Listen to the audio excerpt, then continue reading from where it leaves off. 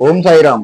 नमस्ते, मेरा नाम नरेंद्र राठौड़। आज हम बात करेंगे बच्चों के साई बाबा पुस्तक की 8वीं कहानी का तीसरा भाग। जी, इसमें है रतन सेठ जी की कहानी। जो एक व्यापारी थे, नांदेड़ के रहने वाले, बहुत बड़े व्यापारी थे। उनको 12 बेटियां थी, लेकिन एक भी बेटा नहीं था। जी, उनको इच्छा थी कि उनको एक बेटा हो। वे एक दिन दास गणु जी को मिलते हैं। दास गणु जी उनको कहते हैं कि आप जाके साई बाबा को मिलो, आपकी इच्छा पूरी हो जाएगी। लेकिन उनके पास समय ही नहीं होता है, वो कामकाज में एकदम व्यस्त होते हैं। कुछ दिनों बाद उनके घर पे एक मौलवी, संत मौलवी आते हैं। जी, वो रतन जी उनको एकदम आदर भाव से घर में लेते हैं।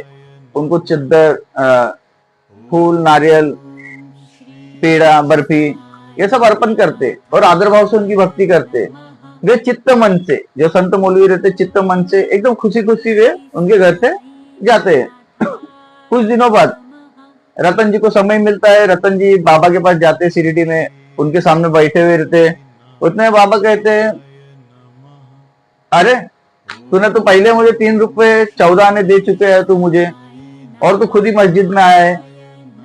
अल्लाह तेरी सारी मुरादें पूरी करेगा, ऐसा कहते हैं बाबा। वो उनको समझ में नहीं आता। वो वहां से चले आते हैं। वो जब आते हैं तब फिर से दास गणु जी को मिलते हैं।